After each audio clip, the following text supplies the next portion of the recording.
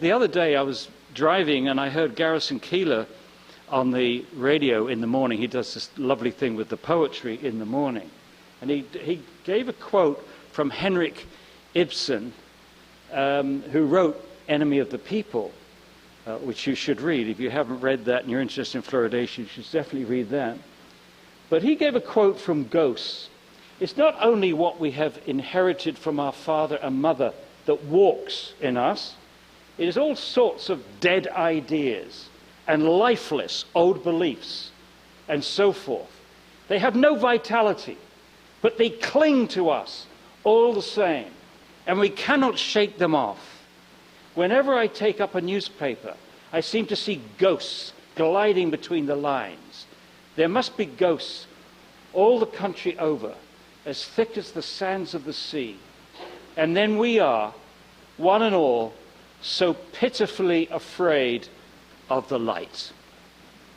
And I would suggest to you that our professional bodies, our departments of health, our people in public health, are pitifully afraid of the light because they want to hang on to this fossilized belief system that fluoridation actually works and is good for us. So, with that as preamble, in my presentation I will give you the 4 simple facts and one realization that opened my mind in 1996. This is after I read what my wife gave me. Secondly, the better ways of fighting tooth decay. The events that have made fluoridation obsolete. Estimating a safe dose of fluoride to protect children from lowered IQ. And lastly, how can we end fluoridation? The 4 simple facts and one realization that opened my mind in 1996. Number 1, there's not a single process in the human body that needs fluoride to function properly. And I speak as my main training has been a biochemist. Not one single biological, biochemical reaction in the human body needs fluoride. It's not an essential nutrient. Sometimes the other side will say that, but it is not. And they have no evidence to back up that it is a nutrient. On the other hand, it's very clear that there are many biological processes which are interfered with by fluoride, always given the adequate concentration, of course. That's always a caveat. But we know that fluoride inhibits enzymes, switches on G proteins, does all kinds of things. It's not something that you want in your body if you can possibly avoid it. The single most important fact for me was this one: how extremely low the level of fluoride is in mother's milk. 0.004 parts per million. Now the other side sometimes says, oh, fluoride is everywhere, it's in all the water supplies, it's in the sea, yes, yes. Don't you realize then what a stupid thing this is? Because nature has told you that the baby does not need fluoride. Are you telling me after millions of years of evolution that every pregnant woman, every mother in the world has an inadequate supply of fluoride for her baby? That somehow that nature has screwed up on baby's first meal? I do not believe it. And I do not believe that a bunch of dentists in Chicago knows more about what the baby needs than Mother Nature herself. You know, I actually gave the chief health officer of Victoria in Australia, I said, tell me, Dr. Hill, I think it was Hill, Dr. Hill, if fluoride was good for the baby, it was important for the baby's development, teeth or anything, why is it so low in mother's milk? You know what he said? So Mother Nature has dealt some children a raw deal. What this means, of course, in practical terms, is that a bottle-fed baby in a fluoridated community like Seattle is getting between 175 and 300 times the fluoride dose that nature intended. This is the most serious thing that we're doing right now. A huge gamble was taken in 1950 when the US Public Health Service endorsed fluoridation. Not only had not one single trial had not been completed, but they had no idea that what fluoride would do to the baby's bones, the baby's brains, the baby's endocrine system. No idea at all. And yet they went ahead. That's a huge, reckless gamble. The government has the audacity to give us this legacy. The legacy of this practice for every single one of you here is a lifelong, up to this point, a lifelong accumulation of fluoride in your bones. And they really don't know. Again, it's another gamble. They really don't know if the levels of fluoride in your bones are going to reach the levels which they do in India and China and cause horrible symptoms. The first symptoms of fluoride poisoning of the bones is just like arthritis, stiffness of the joints, pains in the joints, pains in the bones. And as it accumulates still further, the bones get harder and more brittle. And we still don't have anybody in the United States who's had 70, 80, 90 years of this fluoride accumulating in their bones. What we know is that 40 to 60% of the fluoride is excreted by the kidney each day, but the rest accumulates in our bones and is steadily increasing over a lifetime. The realization is simple. We should never use the public water supply to deliver medical treatment. We've never done it with any other substance. Nutrient, mineral, medicine. We've never used the public water supply as a delivery system for these things. Why? Because once you put it in the water, you can't control the dose. That's absolutely essential. Everybody knows that. Every time you go to the doctor, you get a prescription. What do they tell you? Take 3 tablets a day or whatever. Secondly, you can't control who gets the medicine. It's totally indiscriminate. It goes to people with poor diet, with poor health. It goes to babies. It goes to the very old. It goes to people that already have compromised because they've got low iodine intake or they've got poor kidney function. It goes to everybody. Completely indiscriminate once you put it in the water. It violates the individual's right to informed consent to medication. Unethical. Unethical. This is well established. Go to the webpage of the American Medical Association and read about what informed consent requires. And what is happening is that Seattle right now is doing to every citizen in Seattle what a doctor in Seattle could do to no individual patient. Say, I've got some real good stuff in here, drink it, it's going to be good for you. And you say, doctor, I don't really want to do that. You say, you do it. I'm telling you, you should do it.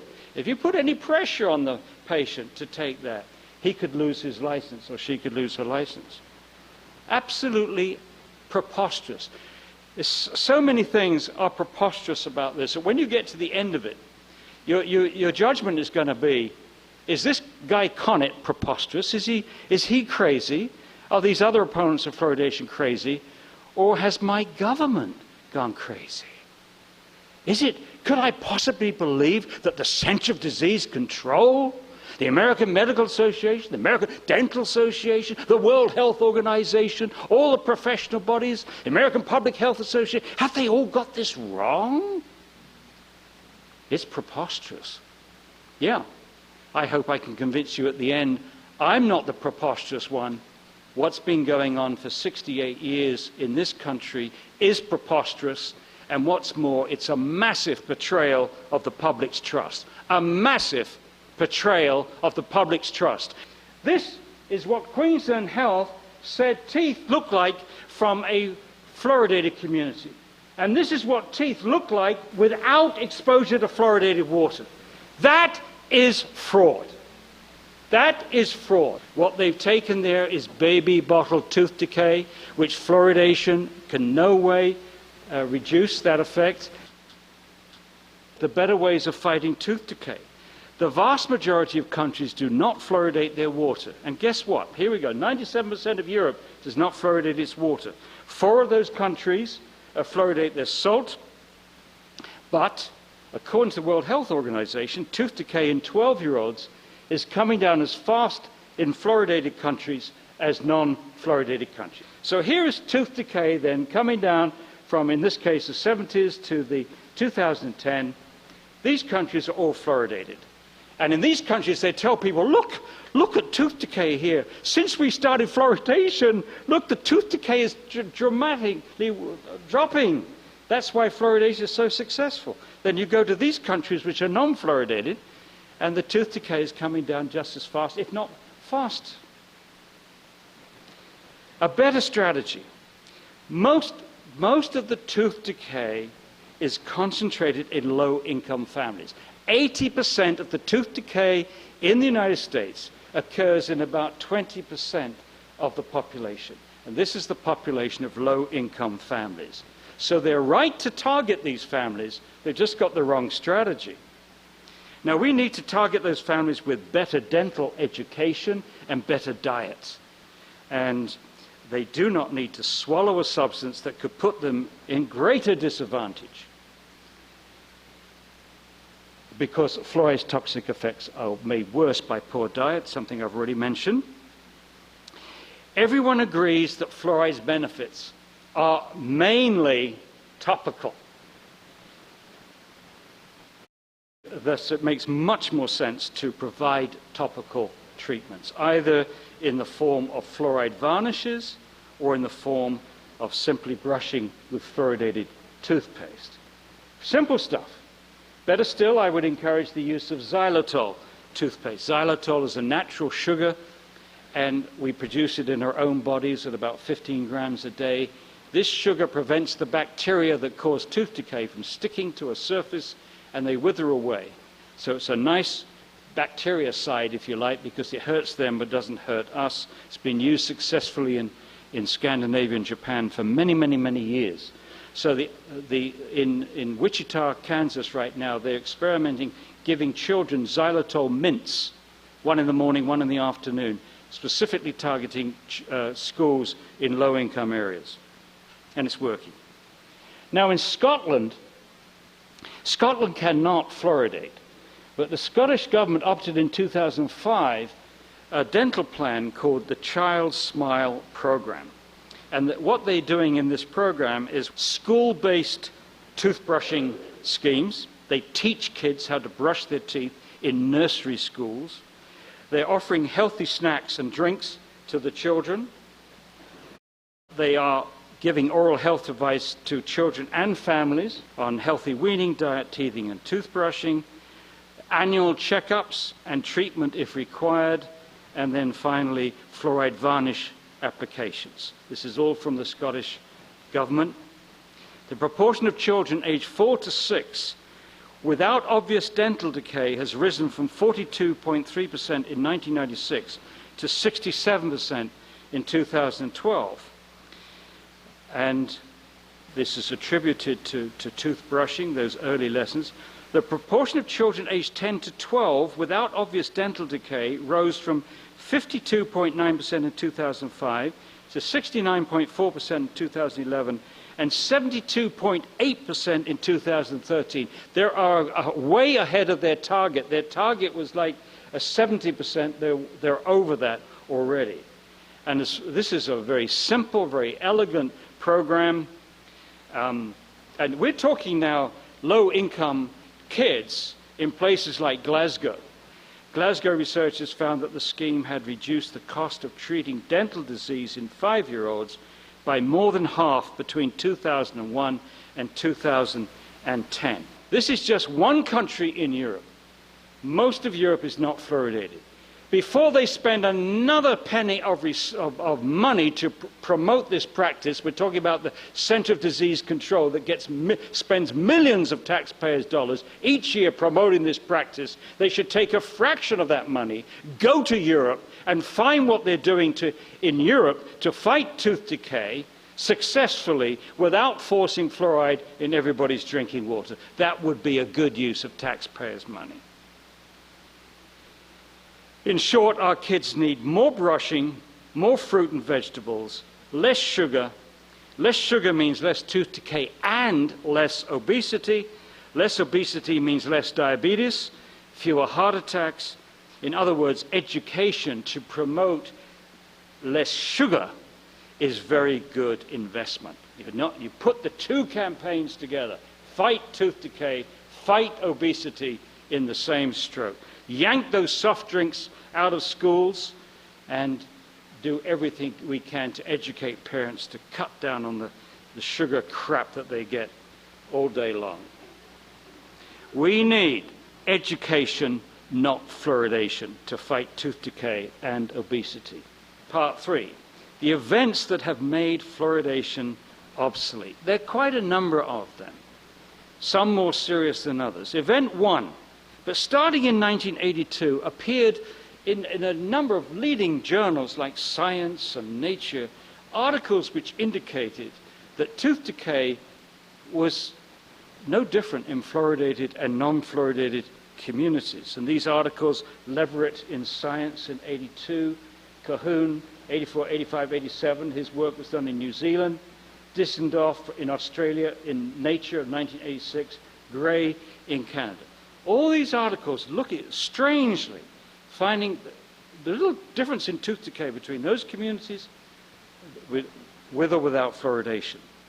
And then, if you like, to put this matter to rest, the National Institute of Dental Research, which is a big promoter of fluoridation, big research body, spends a huge amount of money researching fluoridation on teeth. They did a massive survey, 86 to 87. They looked at 39,000 children in 84 communities. And it was finally published in 1990 by Brunel and Carlos, both of who worked for the NIDR. And what they did is that they looked at decayed, missing, and filled permanent tooth surfaces, a measure which we call DMFS. In this study, they found on average, for children 5 to 17, the average tooth decay, as measured by decayed, missing, and filled surfaces, was 2.8 surfaces in the fluoridated communities. This is children who always lived in a fluoridated community. And here the children always lived in a non-fluoridated community, 3.4. Take 2.8 from 3.4 and you've got 0.6. So the saving that they found in this massive study cost the taxpayers nearly $4 million to do this massive survey. All they could come up with was a saving of 0.6 of one tooth surface in a child's mouth out of 128 tooth surfaces. That's what all the angst is about. When we start to hear about the risks, go back to this and see whether you think saving on average 0.6 of a tooth surface could possibly justify some of the risks I'm going to be talking about. But I should add one more thing. Not only is this 0.6, in my view, miserably small, but it wasn't even shown to be statistically significant. And Kathleen Thiessen a couple of years ago looked at the statistics and found it wasn't statistically significant. Incredible. Now, that was a US government-funded study, and this is another US government study. The first one was one of the biggest studies. This second one is a small study, but very precise. This was part of the Iowa study, where they've been tracking children from birth, following a whole bunch of parameters on children from birth. And they decided to use the data here to calculate what was the level of fluoride that a kid needed to swallow in order to reduce tooth decay. So in this study, what they did was for each child on an individual basis, calculate, estimate how much fluoride they were taking in each day, ingesting each day, from toothpaste, from fluoridated water, from food, based upon the levels of fluoride in the food. And what they found was no clear relationship between the amount of fluoride that the kids were swallowing and tooth decay. In their own words, these findings suggest that achieving a caries-free status may have relatively little to do with fluoride intake. That, again, should have shaken the faith of those who promote fluoridation, but it's just gone by, like everything else.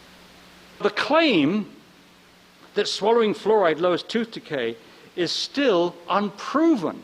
After 68 years, there's never been a randomized control trial, an RCT, which is the gold standard for epidemiology, to demonstrate effectiveness. Not been done. Incredibly. When you think of all the millions and millions of taxpayers' dollars that has been spent on this, and all those assurances that it's effective, they cannot back that up with the gold standard of epidemiology and show us a randomized control study.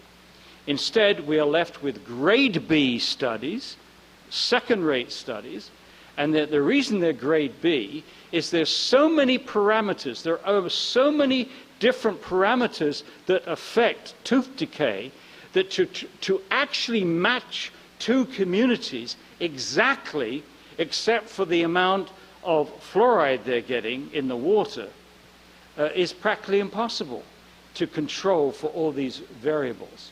There's so many variables which affect tooth decay. So the evidence is pretty weak.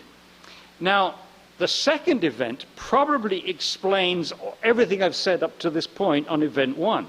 Those studies which didn't find a difference between fluoridated and non-fluoridated, the World Health Organization data which shows no difference in kids between fluoridated and non-fluoridated countries, and the Brunel and Carlos study, and the Warren study.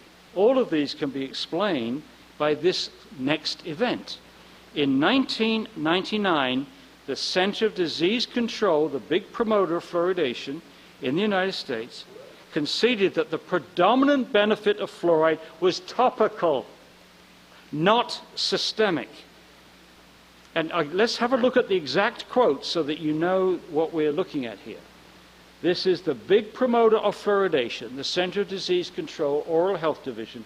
Fluorides carries preventive properties initially were attributed to changes in enamel during tooth development. This is why pediatricians gave fluoride tablets to pregnant women.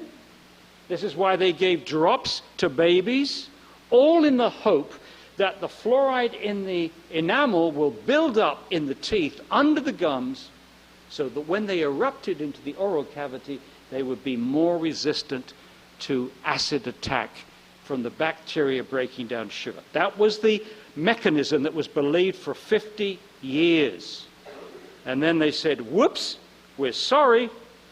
Laboratory and epidemiologic research suggests that fluoride prevents dental caries predominantly after eruption of the tooth into the mouth, and its actions primarily are topical. Now, if fluoride works primarily on the outside of the tooth and not from inside the body, why swallow fluoride and expose every tissue of the body to a toxic substance when you can brush it on your teeth and spit it out, if you want it? I don't, but if you did, brush it on your teeth and spit it out. This way you not only protect yourself against fluoride's toxic effects, but you also solve the ethical problem. Because if you use that as your strategy, then you're not forcing it on people that don't want it, which is so unacceptable to many people. There are a large number of people out there who say, I don't care if fluoride works. I don't care if it's dangerous.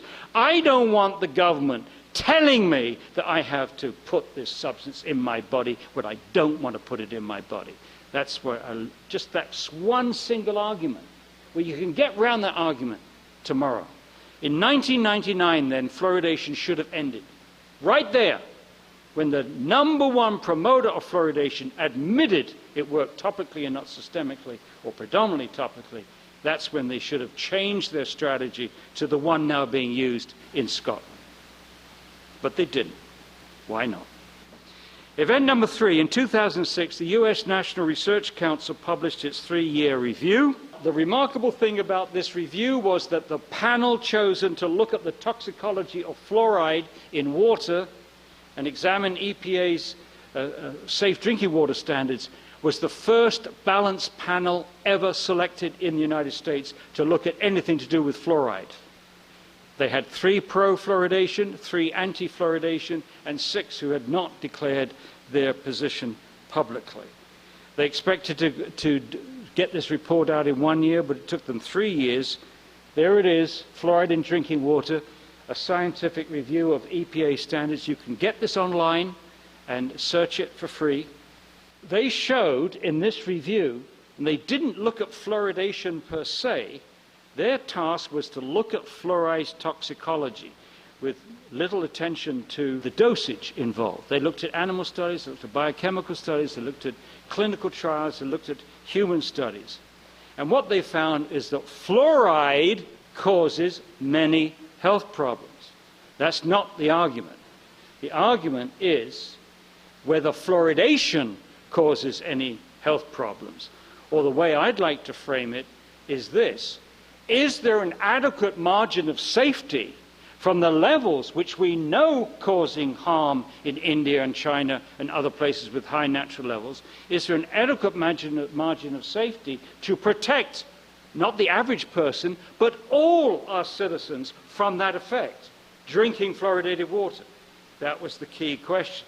They did not address that in this report. They just delineated what fluoride was capable of doing. Now, on the day this was released, I remember this, I was in Italy at the time. On the day this was released, the American Dental Association claimed that the NRC only looked at levels of fluoride between 2 and 4 parts per million, which was not relevant to water fluoridation at 0.7 to 1.2 parts per million. I'll come back to that in a second. 6 days later, the Oral Health Division of the CDC said more or less the same thing. The findings of the NRC report are consistent with CDC's assessment that water is safe and healthy at the levels used for water fluoridation. And then 1 year later, the National Health and Medical Research Council in Australia brushed aside these findings and said, the NAS report refers to the adverse health effects from fluoride, and the reader is alerted to the fact that fluoridation of Australia's drinking water occurs in the range of 0.6 to 1.1 milligrams per litre.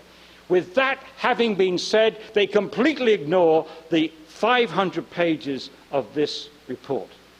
Incredible. These statements by the ADA, CDC, and NHMRC indicate 3 things. 1, they don't know the difference between concentration and dose. It's a self-serving argument which they use again and again and again.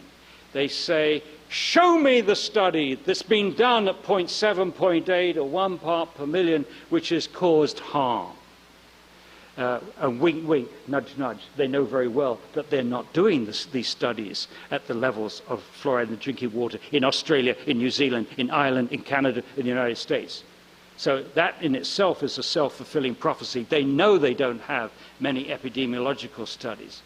But this confusing of concentration and dose is inexcusable, because if you had 2 populations, one drinking 1 part per million and one drinking 2 parts per million, even 4 parts per million, the dose would overlap. The doses experienced by some of the individuals in these 2 populations. In other words, a high water consumer at the 1 part per million will be getting a higher dose in milligrams per day than a low water consumer in the higher concentration. And so to dismiss this on the basis of comparing concentrations is self-serving scientific poppycock. They have little notion of the basics of regulatory toxicology. You can't simply just declare safety before you've done a careful risk assessment to calculate whether you've got an adequate margin of safety. And I will be doing that a little bit later on the IQ studies. They didn't do that. No risk assessment was performed by any of these 3 agencies. And thirdly, seriously, the ADA, CDC, and NHMRC can't read. If they're saying that this report shows that this report is not relevant to water fluoridation, they can't read, because chapter 2 in that review was an exposure analysis where they carefully calculated how much the kids or people in the population were getting exposed to fluoride. And what they concluded, the NRC, was that at 1 part per million, there were subsets of the American population who were exceeding the EPA's safe reference dose for fluoride. How can you possibly say that this is not relevant to water fluoridation when these people have shown that some people are getting more than the recommended safe reference dose, the 0.06 milligrams of fluoride per kilogram body weight per day. And for those who can't read, there's a little diagram. Here's the diagram. On the bottom axis there are different age ranges going across. And there's the line. The red line is the reference dose, the EPA safe reference dosage. The thing I've circled is bottle-fed infants. Bottle-fed infants are getting way over the safe reference dose for fluoride. How can you say that this is not relevant to water fluoridation? So I put to you, these statements from the ADA, CDC, and NHMRC are political, not scientific statements. They are more intent on protecting the fluoridation program than they are to protecting our children, our residents, our citizens. They are working backwards. Whenever any evidence comes through that there's a problem, then they junk that evidence. They're working backwards because this program, for some reason, is more important to them than telling the truth, informing the public, protecting our health.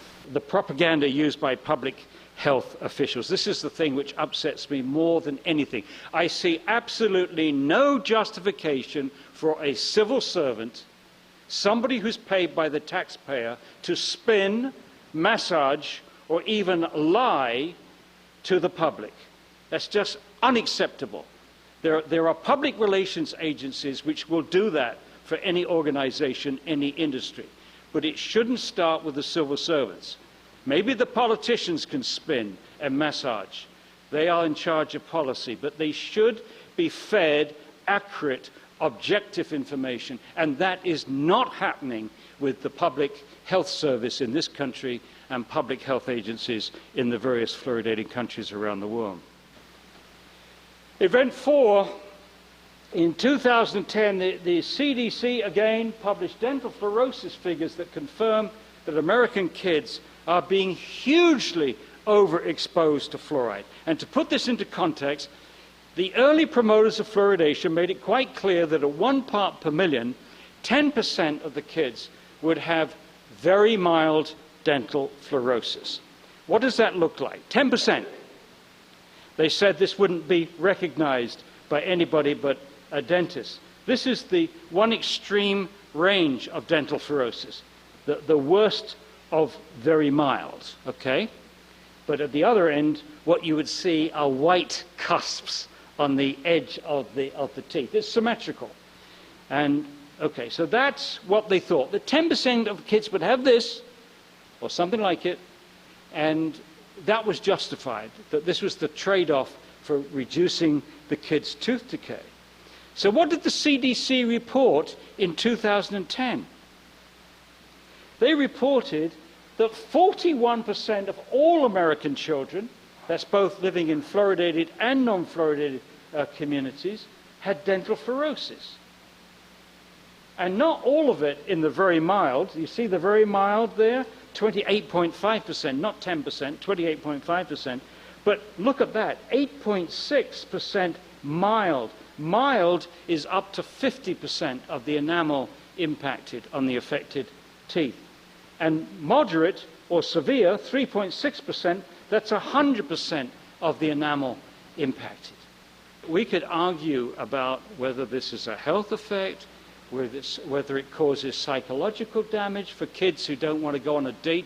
They don't want their partner, their potential date, to see their teeth because they realize they're lazy, slob, because they don't look after their teeth, blah, blah. Whatever, the psychological damage to a teenager having either this condition or this condition would have is you know, that's up for discussion. But I don't want to go there. I want to go to this, which to me is the key question.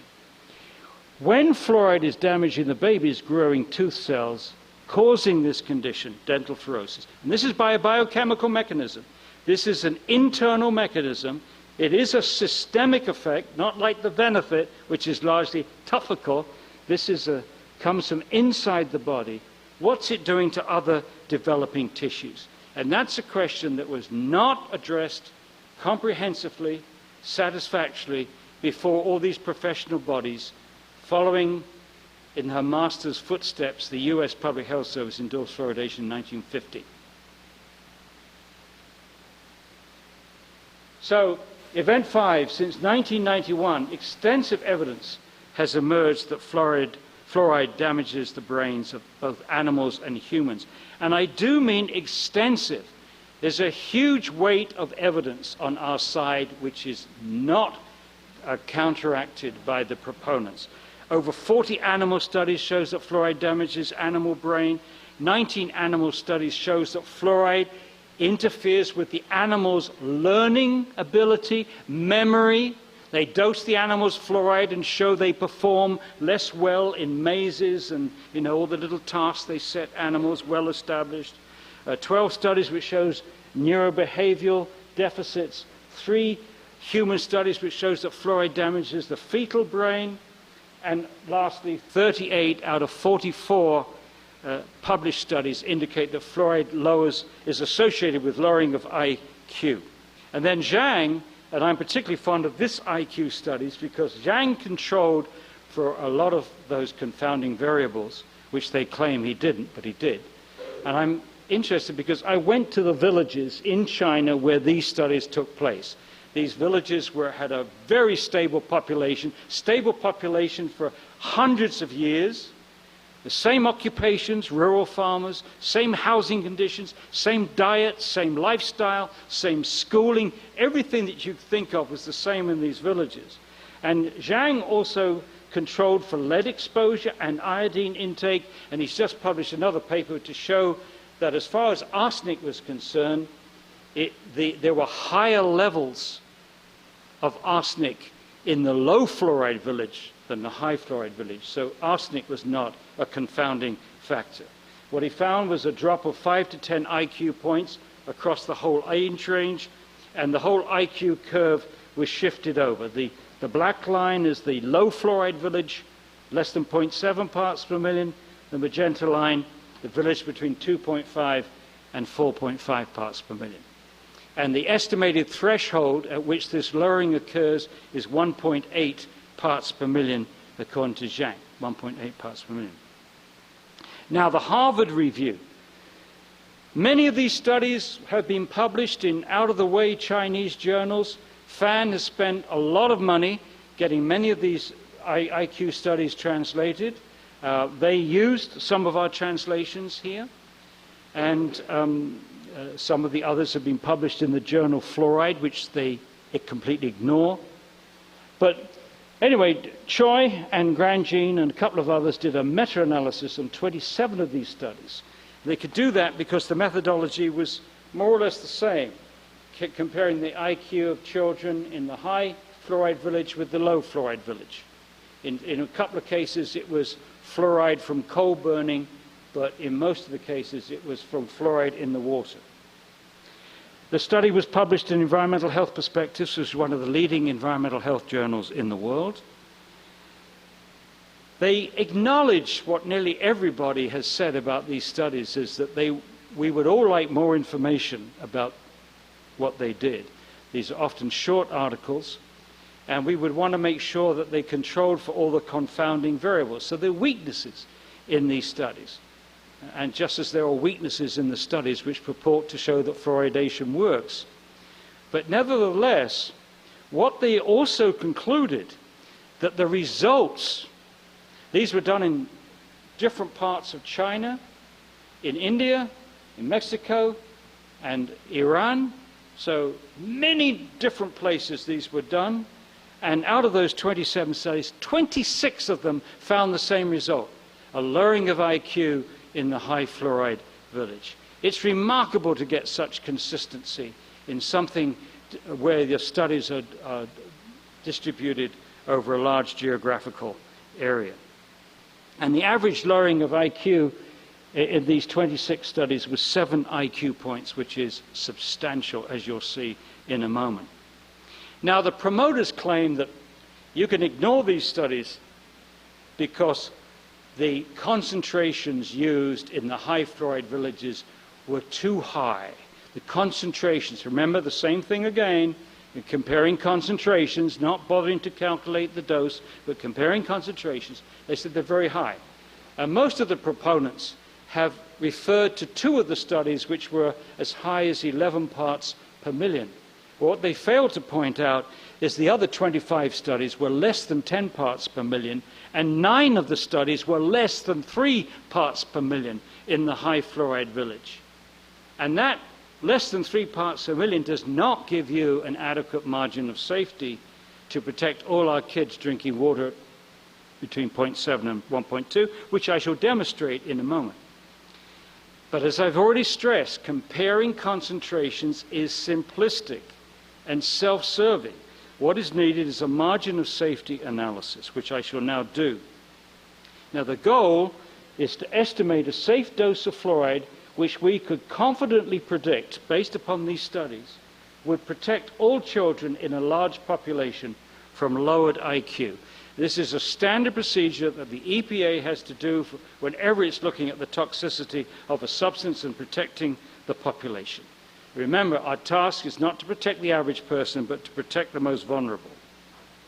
The overall goal is to find what we call the no observable adverse effect level and divide by a margin of safety of 10 to protect the whole population. So that's what we're aiming for. Now we start here. We will start this margin of safety study with the lowest concentration where lowered IQ harm was found. Well, here are 5 of the studies in the Choi review. This is their table, or part of it. And these were all statistically significant. You can see all the drops of IQ there. And those are the levels of fluoride in the high fluoride village, 1.82, 2.9, 2.5, 2.38. Now, to be conservative, we will deal with the lowest of those villages, which was 1.8. But that's a concentration, milligrams per liter. We've got to calculate a dose. Well, we don't know what the dose is. So the best we can do is to calculate a range. Let's make some assumptions about how much water we think those kids might be drinking. So let's assume the kids were drinking 1 liter of water a day. Then the dose would be 1.8 milligrams per day. If it's 1.8 milligrams per liter, you drink 1 liter, you get 1.8 milligrams. That's the dose, right? And then a child who drank half a liter of water a day, what would he get? 0.9. Half a liter at 1.8 per liter is 0.9 milligrams per day. What about a kid that drank 2 liters of water a day? His dose, or her dose, would be 3.6 milligrams per day. So we got a range, a reasonable range, I think, from half a liter a day to 2 liters of water a day. And that's 0.9 to 3.6. Again, we have to be conservative. Let's take the lowest end of that range and say this is our lowest observable adverse effect level, is 0.9 milligrams per day. However, if you don't have the NOEL, which is what we're aiming for, we've got to divide that by 10. So you divide the low L by 10 to get to the NOEL. And 0.9 divided by 10 is 0.09 milligrams per day, the no observable adverse effect level. So now we're going to step 4, applying a safety margin of 10 to protect the whole population, including the most vulnerable. We divide the NOEL by 10, and now our safe level to protect all our kids from having a lowered IQ is 0.009 milligrams per day. Let's calculate how much water a kid could drink then at 1 part per million if the safe dose is 0.009 milligrams per day. He or she could only drink 0.009 liters a day, which is 9 milliliters, which is 2 teaspoons of water. In other words, if that study in China at 1.8 parts per million is a valid study, normal procedures would say that a kid in the United States shouldn't drink more than 2 teaspoons of fluoridated water. Okay, so some of you might be concerned about all these safety factors. Believe you me, that's what they use. But let's lift one of the safety factors. If we drop one safety factor of 10, children shouldn't drink more than 90 milliliters of this water. That's less than a glass of water. Half a glass of water. All right, let's drop another factor of 10. They shouldn't drink more than 900 milliliters of water. That's less than a liter. So any way you cut it, once you've got these studies showing lowering of IQ at these concentrations, there is no margin of safety to protect all our kids from having their mental development impaired by drinking fluoridated water. And that's particularly true of bottle-fed infants at the very beginning when their brains are developing, the last point in time that they should be exposed to fluoride. And by the way, I could take this a little step further and calculate the dose that a bottle-fed baby would get and a breastfed baby would get, and what comes out based upon these same numbers is that a breastfed baby is just about at the safe level. So mother's milk protects our babies from fluoride. So if you do live in a fluoridated community, please breastfeed, not bottle feed your baby, if you can possibly do it. If you're forced to bottle feed, then get mineral water or spring water, or not tap water. But of course, if you're a low-income family, you can't afford that. So when they say that we've got to fluoridate for low-income families, baloney! The babies that you least want to get fluoridated water are babies from low-income families. They already have many strikes against them. They probably already have potentially lowered IQ for all kinds of reasons. But most importantly, they have a potential of having a poor diet, and poor diet exacerbates fluoride's toxicity, well established. Low proteins, low calcium, low vitamins. Zhang has published a study which shows that the lowered IQ relates to the plasma fluoride levels. This is the level of fluoride in the blood before it goes into the brain, just before. And you can see with all his data points, there is a decrease in children's IQ as the fluoride levels in the serum goes up. So it's these measures of individual exposure which further strengthen our conclusions here. Now, this is what Philip Grandjean said, author of this Choi analysis. He has also just published a book called Only One Chance about chemicals which damage the brain. He said, fluoride seems to fit in with lead, mercury, and other poisons that cause chemical brain drain. That's his expression, chemical brain drain.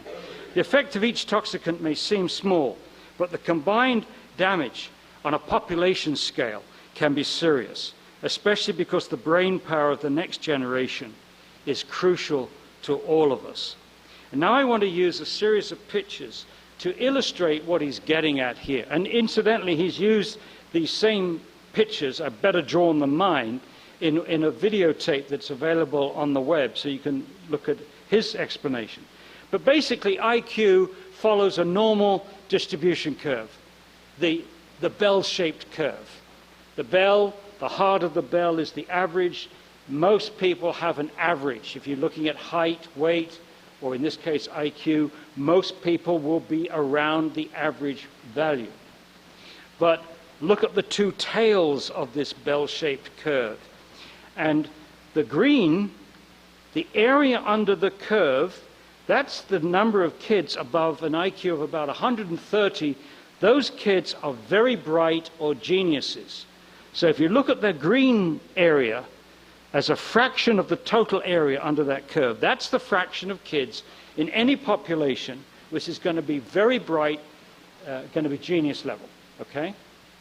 You want to get to geniuses, maybe you need to push it out a little bit further, a bit smaller. Now at this end of the curve, the magenta is that area under the curve is the fraction of the population which is mentally handicapped. Now, if you were to shift downwards by 5 IQ points, the average would drop from 100 to 95. A school teacher would not be able to distinguish between two pupils in the class, one with an IQ of 100, one with an IQ of 95. So we wouldn't notice this. Unless we were doing careful studies, we wouldn't notice that this is happening. But look what this shift does to the two tails. It halves the number of geniuses in your society, and it doubles the number of mentally handicapped. And I don't think I need to say much to convince you that this would have huge social ramifications and economic ramifications for an industrialized society like the United States, competing in a global economy. If you halve the number of geniuses in your society, you halve the potential to get your Gates and people like that. And you also double the number of children that are going to need social services for the rest of their lives and all the other social implications.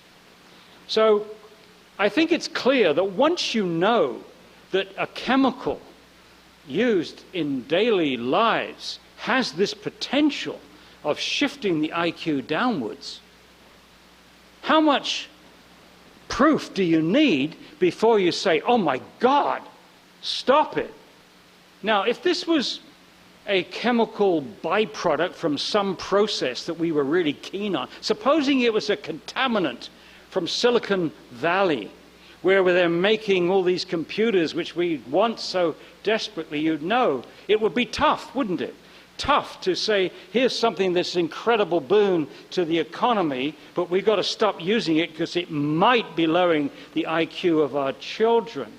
But what if it's something that we are deliberately adding to the drinking water?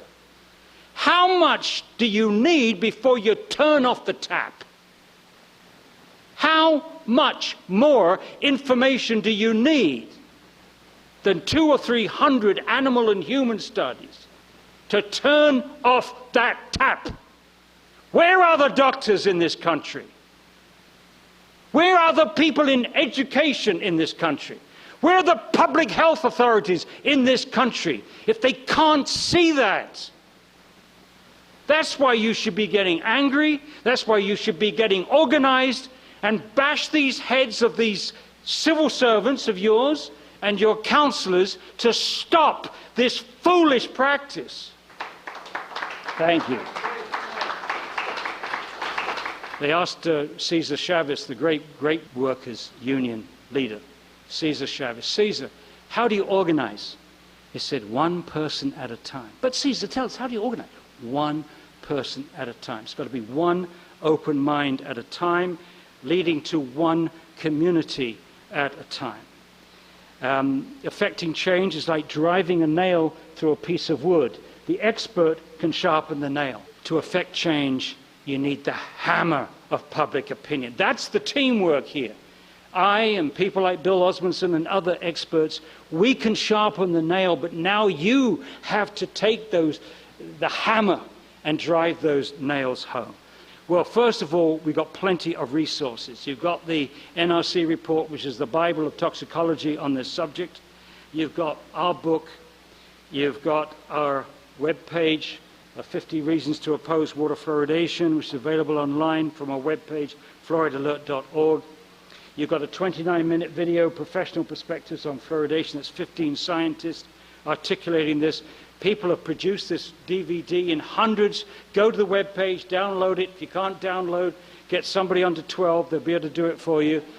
Download it, make umpteen copies, and get it to everybody that you can think of, especially your dentists and doctors. My son made this one, 10 Facts on Fluoride, which goes with the booklet. And my son also has just put up the study tracker. If you're a researcher, you've got access now to the most fantastic database on fluoride's toxicity from anywhere in the world. And this hasn't come from the millions of dollars spent by the CDC or the ADA. They put all their money into propaganda. It's the citizens who've made available the science on this subject, including translating umpteen studies in Chinese, Russian, and others. Many citizens, media, and decision makers have little idea of the number and caliber of the people fighting fluoridation around the world. I can tell you, I have had the privilege of going to communities all over Australia, all over New Zealand, all over Canada, all over the United States, all over Ireland, and several places in England. I've been to Israel and I've been to Japan on this issue. And I can tell you there are dozens and dozens of communities. And those people are fighting fluoridation not to make money, not to get power. They come to the meetings, they're working their tails off, often using a lot of their own money. Why? For their kids, for their grandchildren, and for their communities. So I've had the privilege of working with some of the best people in the world, both fighting incineration and fighting fluoridation.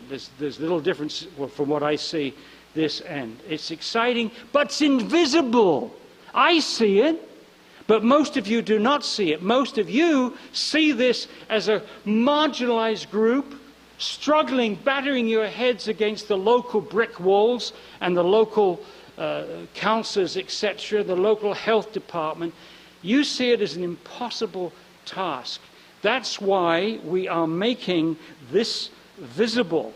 We need to make it visible, and we need to bring all the groups and communities fighting fluoridation together and form one alliance, and that alliance is the Worldwide Alliance to End Fluoridation. And I'm happy to tell you that this organization was one of the earliest groups to join that alliance. So this is what we've got to do. In each of our communities, we are vastly outnumbered. Around the world, we have a formidable number of people supported by formidable amount of scientific intelligence. But the world doesn't know that yet. We've got a lot of education to do. That's it.